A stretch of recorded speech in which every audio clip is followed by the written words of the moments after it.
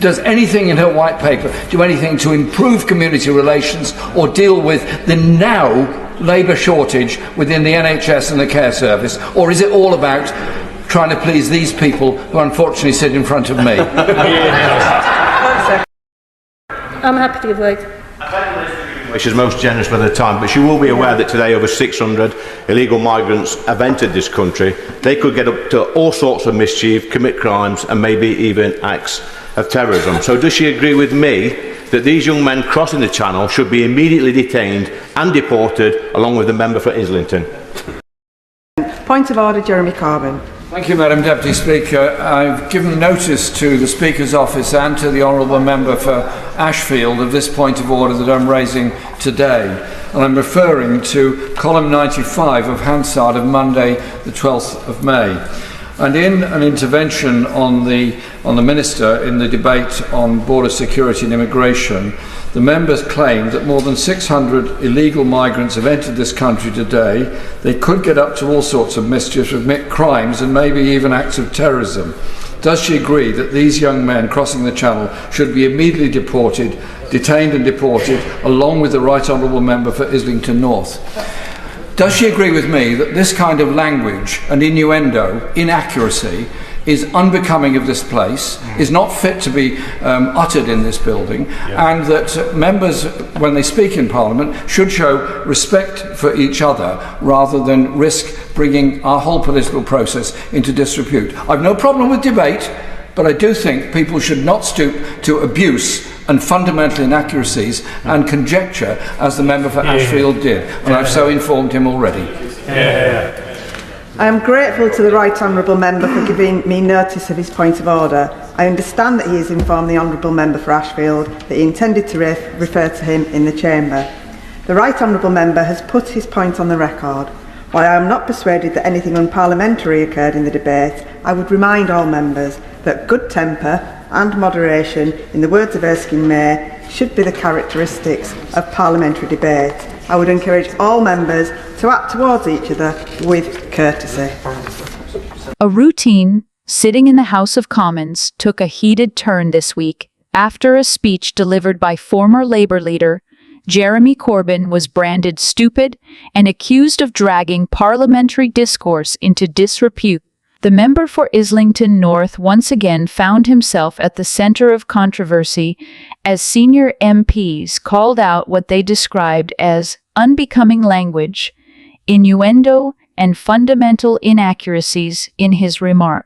The tension was brought to a head when a point of order was raised by a Right Honourable Member who questioned whether Corbyn's comments were suitable for Parliament and whether they upheld the standards of debate expected in the chamber.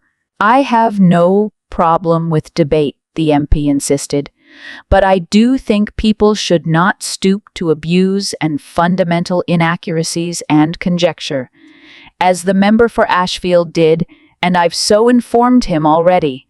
While the Speaker stopped short of ruling the comments unparliamentary, he issued a firm reminder to all MPs about the importance of civility. Quoting Erskine May, the authoritative guide on parliamentary practice, the Speaker stated, "Good temper and moderation should be the characteristics of parliamentary debate," and urged all members to treat one another with courtesy. The exchange highlights the growing frustration within the House over the increasingly combative and sometimes chaotic nature of Commons debate. While robust exchanges have always been part of Westminster tradition, critics argue that the tone in recent months has veered into personal attacks, with more focus on point scoring than substance. Jeremy Corbyn, no stranger to controversy, did not respond directly to the criticism, but his continued presence on the backbenches remains a point of contention for some Labour MPs and a lightning rod for Conservative ire. With trust in politicians at a low ebb and public engagement with Parliament waning, moments like these risk reinforcing the perception that the Commons is more theatre than governance. Whether this latest incident prompts a broader reflection on the state of parliamentary discourse remains to be seen. But as the Speaker's intervention made clear, the dignity of debate matters, especially in a time when public confidence in politics is under pressure from all sides. Keir Starmer, will he U-turn on it, and should he? No, he shouldn't. And I think the reason for being for that is, we've had enough of subsidising the well-off pensioners at the end of the day. We can't be saying, all these people that have been going, on winter cruises and all this sort of stuff, when some of us, the amount of tax on young working families right now is a struggle, and yet we're not going to be here paying that. Chris, you can't say all pensioners in Britain go on winter cruises. No, but those have their winter. Those that do. What are you talking about? No, but those that do. The thing is, it's means tested, right? If you've got a 5-bedroom house and a wine cellar, you shouldn't be getting 200-300 quid, because who's paying for that? It's all right with other people's money at the end of the day. But there are many that aren't, that, and we've stripped tens of millions of pensioners from their winter fuel allowance. It's a disgrace. And they know it's a disgrace, because you know what? In the local elections, no one voted for them. No one knew about this, and they're desperate to win back voters. And you know what? He is going to U-turn, because he's king of the flip-flops, isn't he? It's a generational protection racket, and we've got like Donna Pensioni over here sort of fighting for them, but we can't be making out that means testing benefits is a bad thing. But I'm sorry, Chris, by Labour's own research, your party's own research, when the Tories were in government, up to 4,000 pensioners would die as a result of the winter fuel allowance being taken away. Keir Starmer stood up in Parliament, squared Rishi Sunak in his eyes, to the face, and said, "You are plotting to remove the winter fuel allowance. This, by our own research, will kill 4,000 pensioners." So what's changed? Do you agree with that research? Was he making it up? You've got pension credit is taken up as a result, right? And I think it's about 63% now, 65%.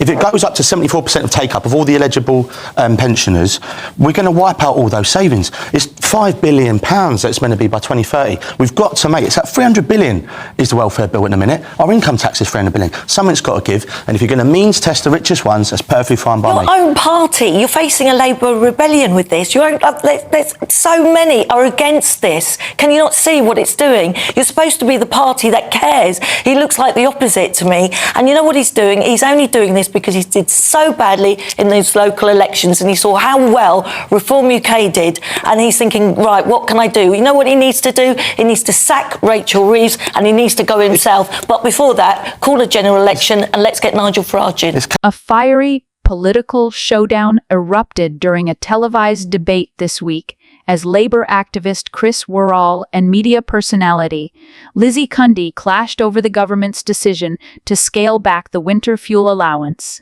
The heated exchange reflected growing national tensions surrounding the cost of living crisis, welfare spending, and the direction of Britain's political leadership.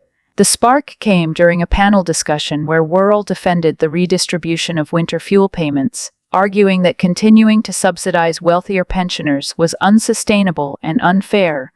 Amid widespread economic hardship, "We've had enough of subsidizing the well-off pensioners," Worrall declared, emphasizing the need to prioritize vulnerable groups over what he characterized as outdated blanket handouts. Cundy, visibly incensed, hit back with populist fervor, accusing Labour of abandoning its route. "You're supposed to be the party that cares," she exclaimed. "Keir Starmer needs to go, and we need to get Nigel Farage in." Her explosive remarks drew both cheers and condemnation online, igniting a fresh wave of culture war rhetoric across social media.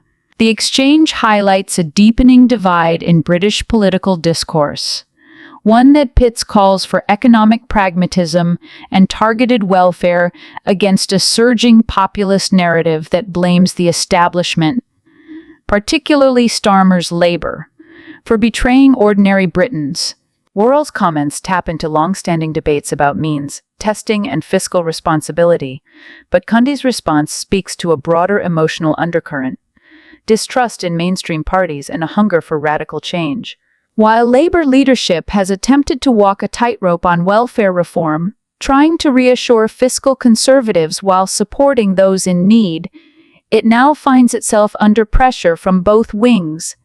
Activists demanding bolder redistribution and populists accusing it of elitism. Keir Starmer, already grappling with criticism over immigration and public services, now faces a fresh challenge to defend the party's priorities.